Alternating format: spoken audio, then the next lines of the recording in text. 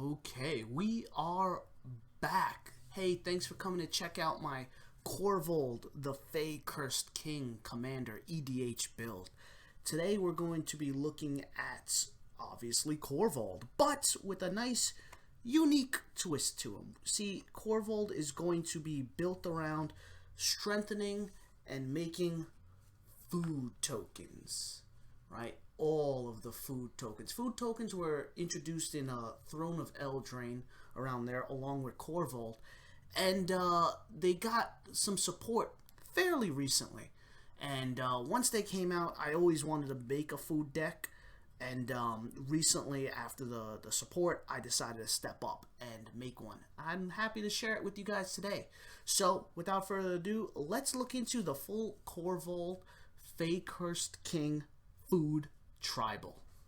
So, kicking it off today, you obviously can't talk about the food tribal deck without talking about its commander, Korvold, the Fae-Cursed King. For 2, a black, red, and green, you get a 4/4 flying dragon noble. When he enters the battlefield or attacks, sacrifice another permanent. Whenever you sacrifice a permanent, put a +1/+1 counter on Korvold and draw a card. So, here's the thing about Korvold. From the research I did and the rumors I heard, when Wizards of the Coast Magic Gathering, when they made the food tokens in Throne of Eldraine, they wanted a commander to, or they made a character who would utilize the food tokens. And out came Korvold. Now, they didn't want to make him too limited to food, so instead of food he would sacrifice a permanent. Now, that made him versatile, which was great. That's the positive side. The unfortunate side is it made him too versatile. And if you guys play Commander recently, you know Korvold's oppressive nature and how he essentially combos off of any sort of aristocrat-style deck. So I decided to take Korvold back to his basics. I want him always trying to sacrifice food to make himself stronger and finishing off the game with +1/+1 counters dealing commander damage.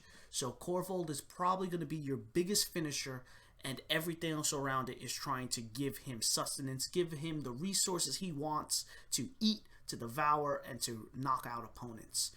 With Korvold out of the way, moving into the actual creature list. Starting off with the CMC 1 creatures, we've got to start it off by talking about one of the other food commanders out there. So I'm not going to try to do her name as Miranda. That's what I like to call her. She is a 0-cost creature, meaning she can only be played after you've discarded a card. And the cost to play her would be either a red or a black. She's a 3/3 creature. When she enters the battlefield, you search for a card called the Underworld Cookbook from your library and put it into your hand. You can also sacrifice 2 foods to have a creature deal 6 damage to itself. She doesn't make the food herself, but she helps you find a resource that can easily get the food. Now, the only issue is getting her on the field. You have to discard a card. We have some card discard in this deck just to help her. I want all the food commanders in this deck, so we have to find a way to put Miranda in here.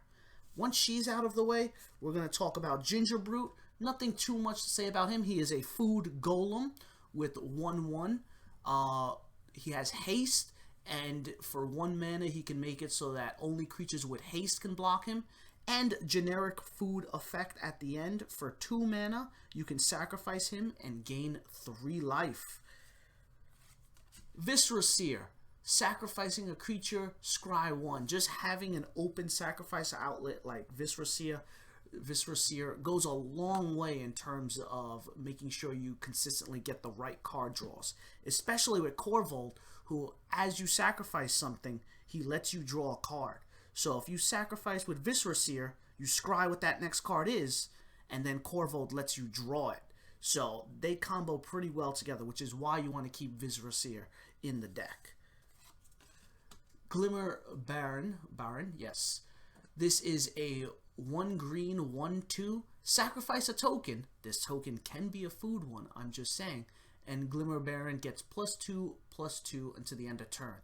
Just like Viscera Seer in terms of sacrifice something, and Korvold will like to see that happen, but not as combo-ish as, say, Viscera was with the Korvold. But I still like the Glimmer Baron, and I definitely wanted to put it in when I saw it. Moving on, we got our mana dorks. You have a Llanowar Elf, you got an Elvish Mystic, and finally you have your Ignoble Hierarch. All things that can be tapped. The 2 elves can be tapped for green, whereas this guy can be tapped as for 1 color in our commander's color identity, which is perfect in the big picture of things.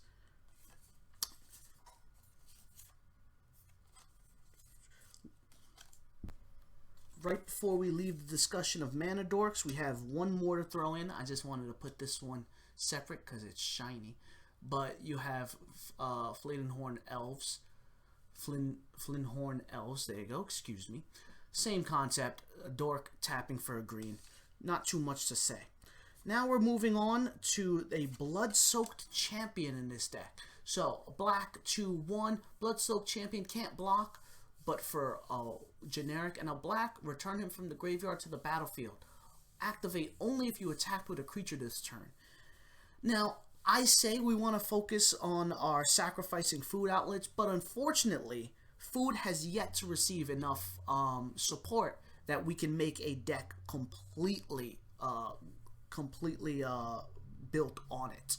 So we have to have a little bit of aristocrats for other people, and we want someone like this, a guy who can come back from the grave for multiple reasons, naming a couple when we get to another food commander we have. He likes seeing people enter the battlefield because then he'll cook for them, and that'll help make the food faster. Now, speaking of food, I'm going to say food a lot in this. Let me know how many times I actually say that word throughout this video, and I'll definitely give you a shout out in the next one. Moving on to the actual parts that kind of start helping our food idea, we have a Cauldron Familiar. People who've played Standard during Throne of Eldraine are very familiar with the Cauldron Familiar. It's a 1 black for a 1/1 cat. When it enters the battlefield, each opponent loses 1 life and you gain a life. You can sacrifice a food to return it from your graveyard to the battlefield. Excellent card, and once again, a way to recur it from the graveyard is always looked for and sought after, especially since Korvold will see that you're sacrificing food to bring back the cat. Last 1-drop in the deck so far, we have our Gilded Goose. Once that camera focuses, Gilded Goose, great, fantastic card. For a green, you get an 0/2. This is technically a dork, but let's talk about it first. A flying bird. When it enters the battlefield, make a food token. This is our first real food generator so far. For a generic and a green, you can tap it to make another food token, or you can just tap it and sacrifice a food to fix your mana in 1 color that you need, right? Add 1 mana of any color to your mana pool. Gilded Goose is fantastic in this deck. Highly recommended you keep it in, you look for it. Some of these cards, as I go through them, are easy to switch out and easy to put in, right? Upgrade and add to, especially since I try to keep most of my decks as budget as possible. But Gilded Goose is almost a requirement if you're making a good food tribal. Okay, next to our 2-drops, you have your Reassembling Skeleton. Everyone knows Reassembling Skeleton, right? For 2 mana, return it from your graveyard to the battlefield. Really good if we're going to be sacrificing things off to feed Korvold. Talking about people who like when you get sacrificed, you have Jury, Master of Review, a Rakdos, legendary human shaman, for 2 mana, 1/1. Whenever you sacrifice a permanent, put a +1/+1 counter on this creature, and when it dies, it deals damage equal to its power to any target. This is like a ticking time bomb that you keep in your back row, right? You keep in the back, and just as you're playing the game, as you're sacrificing things, he starts getting bigger. and he becomes a huge issue that your opponents have to deal with. And even when they do deal with it, if they do it incorrectly, that is to say, not exile it, then he is going to explode and deal damage to something on the battlefield. Right? Moving on to Dina, the Soul Steeper. For a black and green 1/3, whenever you gain life, each opponent loses 1 life. And you could sacrifice another creature. Dina gets +X+0 until the end of the turn, where X is the sacrifice creature's power. You can start to see some combos, especially if you say sacrifice a pretty bulky jury. But another thing that Dina does well is that first ability. Whenever you gain life, each opponent loses 1 life. Remember, our food can be used not just to sacrifice it in through other creatures' effects, but we could use it for itself. 2 mana, sacrifice this artifact, you gain 3 life, which then triggers Dina and makes your opponent lose a life. Just another way to start siphoning away their life. If we're going to talk about siphon, we have to bring up a Zulaport Cutthroat. Whenever Zulaport Cutthroat, another creature you control, dies, each opponent loses 1 life and you gain 1 life. Thanks, Dina likes that. Thanks, Jury likes that. Thanks, Korvold really likes that. Right? So this guy, another one of those auto includes. Now we're talking about one of the newer ones. We have a Prosperous Innkeeper. When it enters the battlefield, create a treasure token. That's great. That'll help fix some mana problems if we have any. And whenever another creature enters the battlefield, you gain 1 life. More life, always good, especially if you got Dina on the battlefield. She'll make sure your opponents regret it. Last 2-drop of the set, we got a Curious Pair. Now, we don't really just play it for its 2. We use that green mana for its adventure. Create a food token.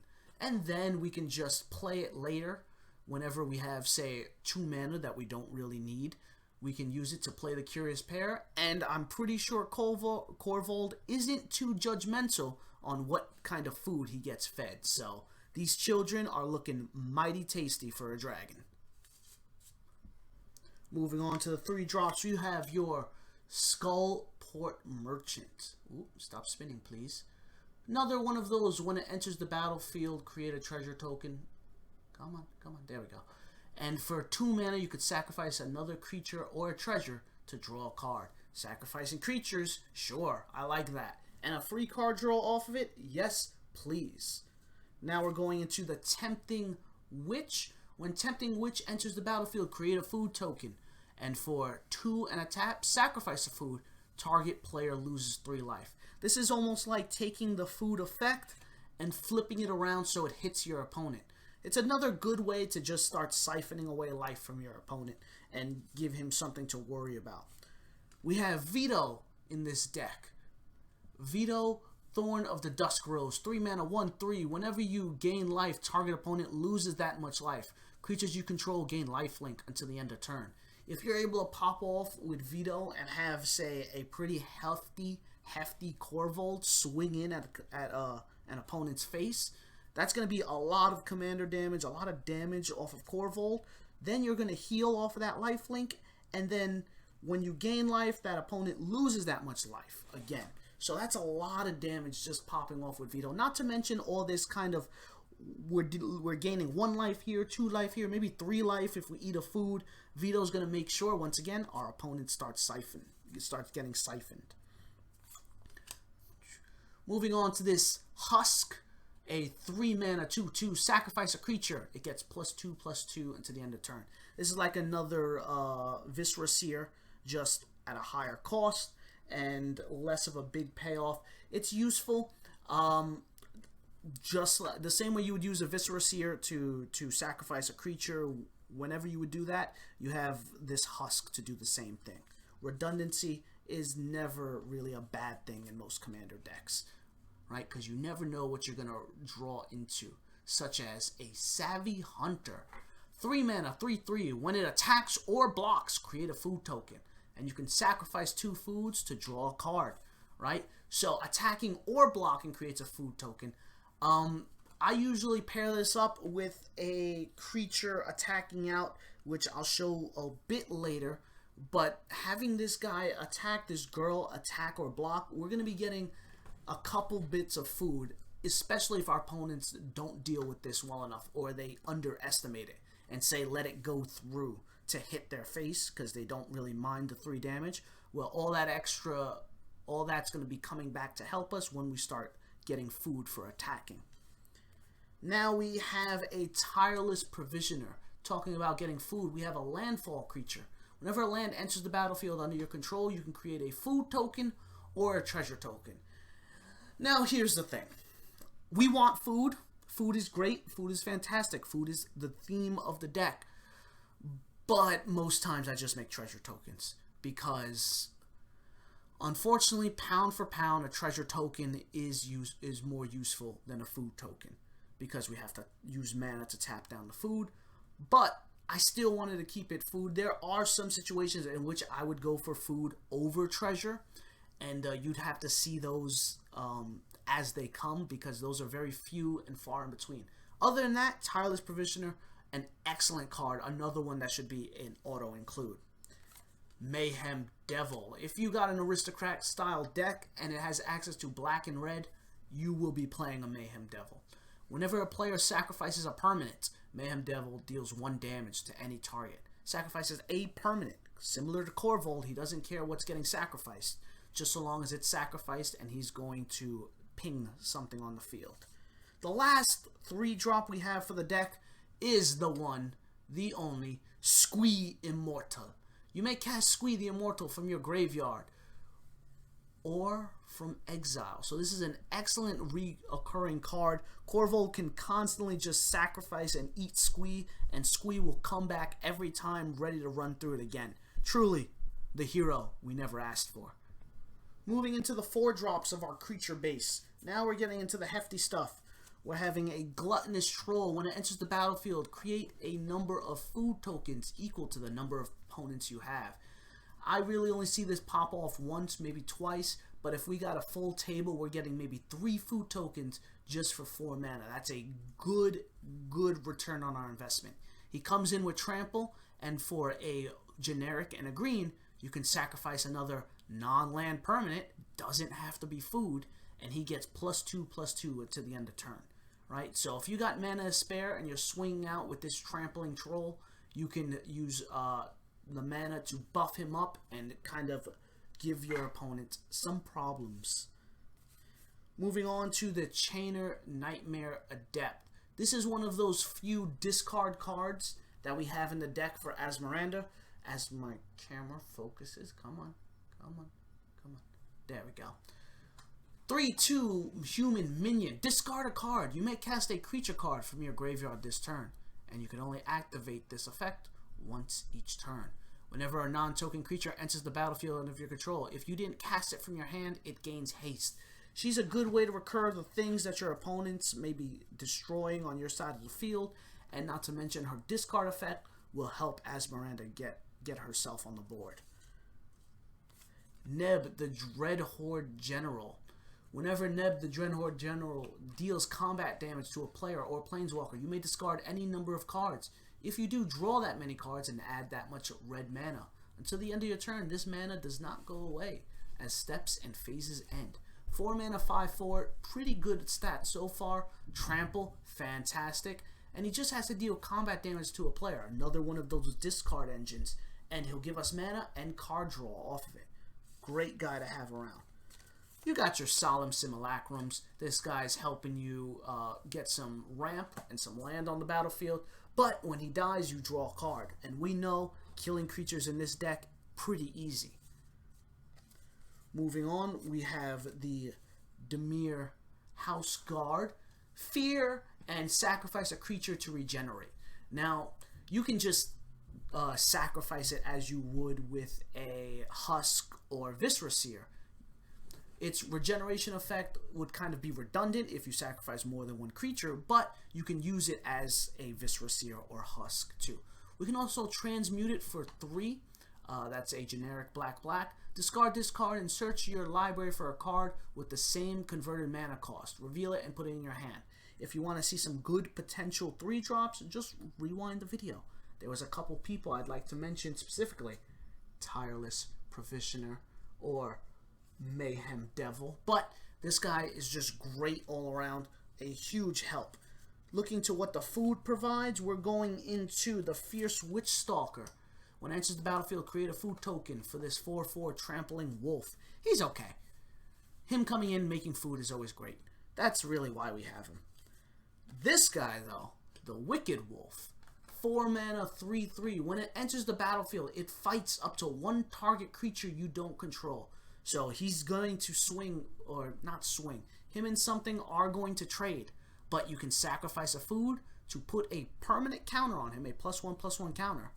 And it gains indestructible. The creature gains indestructible until the end of turn. You also tap him so he can't necessarily attack, but this guy is an excellent single target removal if you have enough food to back up that fight.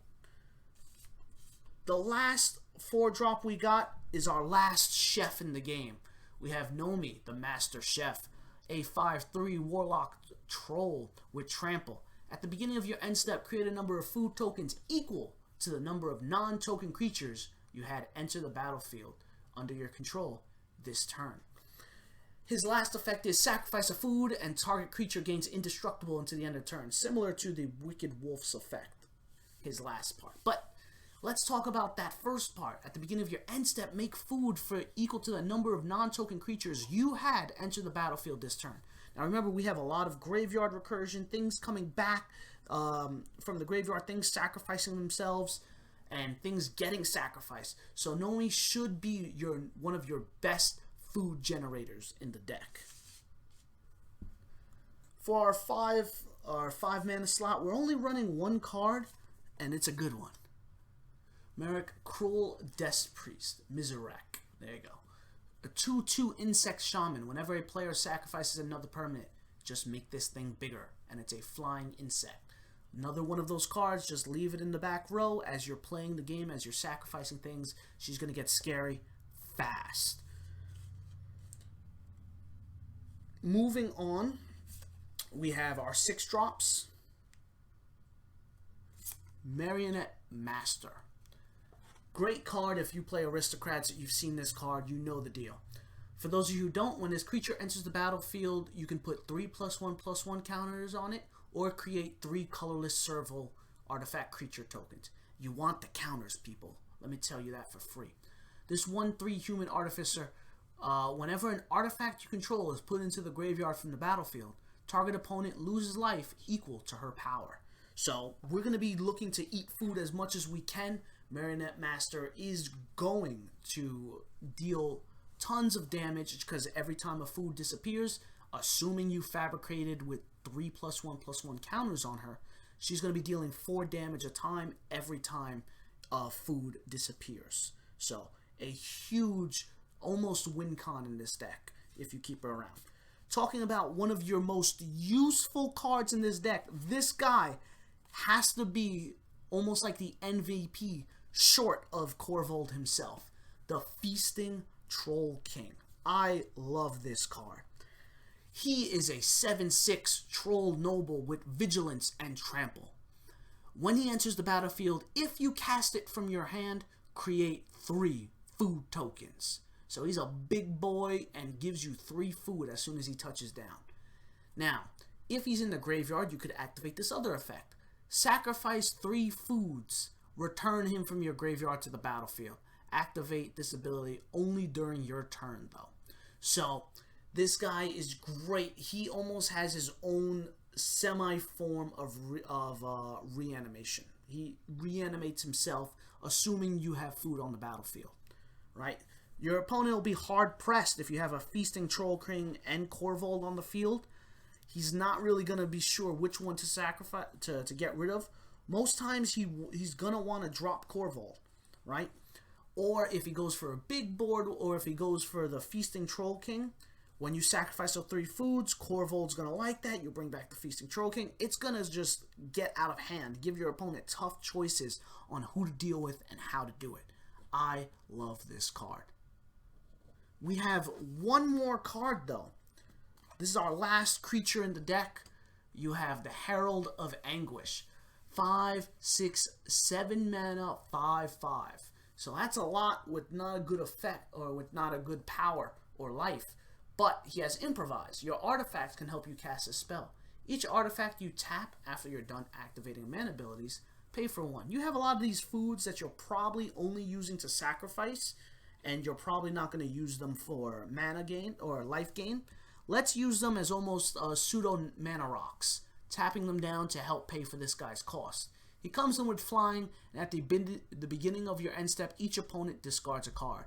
Now for 2 mana, you can sacrifice an artifact to make a creature get -2/-2 until the end of turn. This is a good guy for helping removal if you got the mana to pay for his effect, and you have the food for it, but you don't necessarily have like a removal in your hand. This guy can help fix your problems. I like him. I don't see a lot of use with him sometimes, but it's nice to have him in the deck, and when he's on the field, your opponents have to think before they start dropping some of their more valuable cards. Alrighty, so now that we've run through the creatures, which is probably the thickest part of the deck, we're going to breeze through the rest of it. Kicking it off with our artifacts and enchantments. 1-drops, you have your Wayfarer's Bauble. Everyone's seen the Commander's Quarters. Everyone's learned how good Wayfarer's Bauble is. I'm not going to talk about it. Get one. A Soul Ring. Going into the Underworld Cookbook. Now, this is what we talked about earlier. Remember, as Miranda really wants to give you this cookbook. Why is she focused on giving this to us? Well, with the cookbook out, you can tap it and discard a card to create a food token. Okay, that's alright. But for 4 mana and tapping this, you can sacrifice the cookbook to return a creature card from your graveyard to your hand. Just a way to start bouncing things back. You really want to use the cookbook for her tapping, discard a useless card you don't need to create a food. This is one of the biggest ways to make food tokens. I wish they had a bigger payoff, a bigger pop-off, so to speak, but really this combo, or the cookbook, is okay in terms of our food generation. We have the Witch's Oven. Sacrifice a creature, create a food token.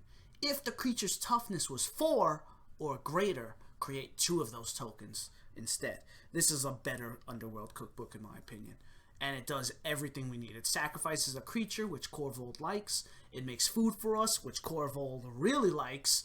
And if it's a strong creature that we just cooked, we make even more food, right? This card, fantastic. It also combos off, talking back earlier, to the Cauldron Familiar. It used to be a pretty devastating combo in Standard, but keeping it in EDH is very meh. I really like it though, personally. Going into the Golden Egg, the Golden Goose itself, a 2-mana artifact, food. When it enters the battlefield, automatically draw a card. Great, fantastic. For 1 mana, you can just filter this for a color. And obviously it has the food effect of, for 2 mana, sacrifice it, you gain 3 life. So, pretty good card. It's just an automatic food that we can start using and gives us card draw. Next, we have the Giant Skewer. Now, of all the cards in the deck, this one's probably just the meme card of the deck because it's a food card and I gotta have all the food cards in the deck. You know what I mean? Giant Skewer, 2 mana artifact. You can equip for 3. Equip the creature, gets +2/+1. And whenever the creature deals combat damage to a creature, create a food token. Now notice it says to a creature, so that means it has to be blocked in order for it to give you food, which isn't great, but it's either your opponent blocks it and gives you food, or they don't block it and they get hit in the face. So, like I said, Giant Skewer, very meh. Honestly, if you're going to start cutting cards, this is the top of the list, but it makes food, guys. Come on. We don't have a lot of pickings when it comes to making food tokens. Moving on, we have our Arcane Signet, great. Golgari Signet, fantastic. Gruul Signet, good. Okay? Those are the things. Those are signets. They do the signet things. You want them. Next, we're going into Trading Post. So, there we go. 4 mana artifact. For 1, tapping it, discard a card, you gain 2 life. You gain 4 life. That's pretty good, as Miranda will appreciate that.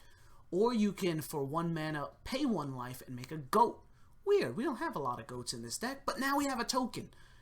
Or, for 1 mana, sacrifice a creature, maybe that goat we made earlier. Return target artifact card from your graveyard to your hand. That'll be fantastic. A lot of these things that we start sacrificing, I'm talking like Gingerbread, I'm talking like Golden Egg, maybe if they even destroy our cookbook, it'd be great to have it back. Or we can sacrifice an artifact to draw a card. This card, fantastic in the deck. A perfect fit in just touching upon and tying together everything that this deck has to offer. Highly recommend it. Moving on to the Blink Moth Urn. At the beginning of each player's pre-combat main phase, if Blink Moth Urn is untapped, that player adds colorless for each artifact they control. Now, this seems scary at first. You're giving your opponents a lot of mana if they got artifacts to pay for, if they got artifacts on their side of the field. But we should have a crap ton ourselves. All of those food tokens are just artifacts that are going to give us life, or excuse me, will eventually give us life. But all the mana that we get from Blink Moth Urn can then be used to crack open the foods and gain life for it. So Blink Moth Urn, huge include, great to have. We then have the Inspiring Sanctuary. All non-artifact spells you cast have improvise. Once again, turns all of our food into mana rocks. Great, fantastic card. The last artifact we'll go over is Bolas's Citadel. It is a 6 mana artifact, legendary. Look at the top card of your library anytime. You may play the top card of your library. If you cast a spell this way, pay life equal to its converted mana cost, rather than its mana cost. And you can tap it, sacrifice 10 non-land permanents, each opponent loses 10 life. This is a potential finisher here, right? You tap it down, you sacrifice all the foods, all your useless creatures, the ones who tend to come back, and then you just start popping 10 points of life out of each opponent. Not to mention the ability to cast from the top, not using mana at all, just using life, is a huge help. The last card we have here is not an artifact, it's our enchantment. It's the only one in the deck. It's Trail of Crumbs. When it enters the battlefield, create a food token. Whenever you sacrifice a food, you may pay 1 generic mana. If you do, look at the top 2 cards of your library. Reveal a permanent from among them and put it into your hand. Put the rest on the bottom of your library in any order. Just another good food creator, another good use of when we do get rid of our foods, we get extra stuff. Highly recommend Trail of Crumbs. We're almost done here. Moving on into our instants and sorcery spells. You have a Costly Plunder. Sacrifice artifact or creature as you cast a spell and draw 2 cards. Both of those are not a big issue for us. We're fine with that. Deadly Dispute. Same concept. As an additional cost, sacrifice an artifact or creature. Draw 2 cards and get a treasure token back. Once again, fantastic. Say it with me, people. Deadly Brew. 2 mana. That would be a black and green, by the way. Each player sacrifices a creature or planeswalker. Yeah, we can do that. That's easy. When you sacrifice a permanent this way, you may return another permanent from your graveyard to your hand. That's just trading something out. Trade one of those useless guys who can reanimate, by the way, and get something really important from your graveyard back into your hand. Really like Deadly Brew. Now moving on, we have things like Insatiable Appetite. You may sacrifice a food. If you do, target creature gets +5/+5 until the end of turn. Otherwise, that creature gets +3/+3 until the end of turn. This is a big surprise hit. Not a lot of people expect to get hit with a 5/5 extra on top of whatever that creature was before. So, Insatiable Appetite, really scary, and I've closed games out with it. Because they're like, oh, we can take this much commander damage. And I'm like, okay, but can you take +5/+5 more commander damage? Excuse me, if it's on Korvold, it's +6/+6 because I had to sacrifice a food to play this card. So 6 extra more commander damage? No, I can't. Alright, that's game. So Insatiable Appetite, great card. 3 visits, search your library for a forest card, and put that card onto the battlefield. Then shuffle your library. A 2 mana for a ramp that comes in untapped. That's pretty good. Speaking of pretty good, you got your basics, Rampant Growth, right? And just to kind of show you the difference between 3 visits and Rampant Growth, same cost. The only difference is 3 visits forces us a green, but Rampant Growth gives us any card, but it comes in tapped. That's why I say 3 visits is better. Disconcerting Taste is our next card. Look at the top 4 cards of your library. Put 1 of them in your hand and the rest into your graveyard. You gain life equal to the greatest power among creature cards in your graveyard this way. That's cool if we got a big dude like our troll or something like that in a graveyard. We'll gain life for it. We really have this in just because Miranda's in the picture. Come on, guys. Who we lying right now? Who we lying to right now? Speaking of Miranda, Chef's Kiss. Gain control of target spell that targets only a single permanent or player. Copy it. Then reselect the targets at random for the spell and the copy. New targets can't be you or a permanent you control. It's a counterspell. It's a red counterspell, but it's a counterspell. Worse yet, it's a counterspell that turns around and messes up your opponent. I like it. Once again, it's only in there for Miranda. Foreboding Fruit. Target player draws 2 cards and loses 2 life. If at least 3 black mana was spent to cast this spell, create a food token. Most times we're going to use the black mana.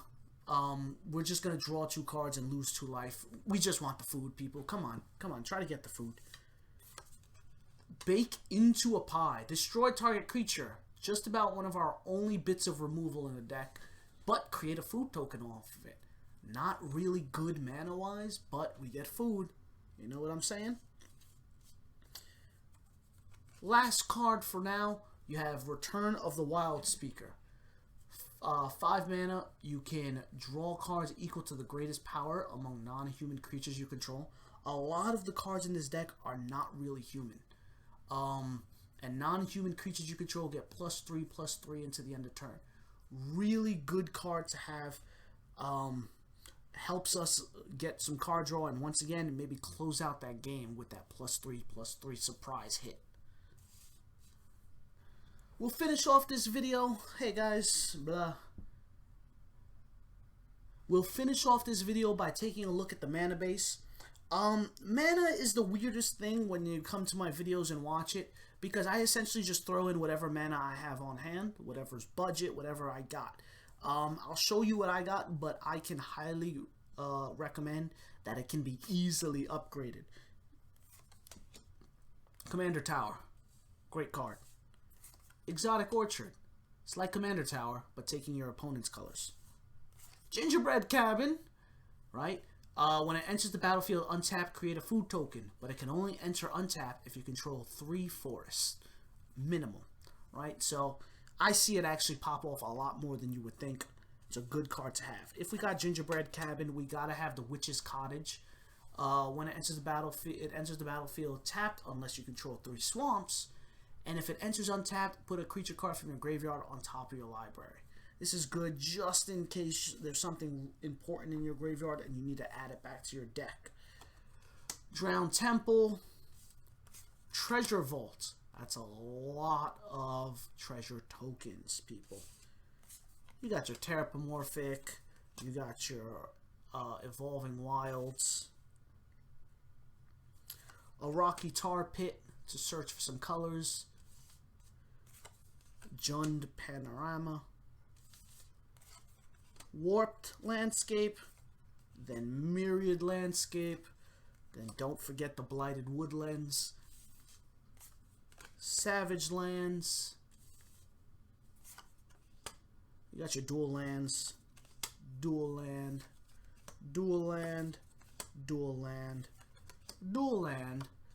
Dual land. Dual land. Oh, let me just make sure. There you go. Dual land. Finishing off with 2 mountains, 5 forests, and 7 swamps. So, like I said, the lands, I almost highly recommend you guys find a better upgrade than what I have. I literally just throw all the lands that I have available into a deck just because I am hashtag poor. Okay, so let's go into the conclusions, final thoughts, and I'll leave you guys for the rest of the night. So, final thoughts. I always wanted a food commander deck. And when they came out with Miranda and Nomi, I thought this was the time to do it. Overall, it's good. Deceptively good. Like if you, and no small part to Korvold. Korvold literally makes the deck good. Then again, Korvold makes any deck good. And that's kind of the thing. You're not really winning off of your food. You're winning because Korvold is literally carrying you in this entire deck. One day I hope Wizard comes out with better food support so I can really double down and make the best food deck I've got. But for now, this is my food tribal deck.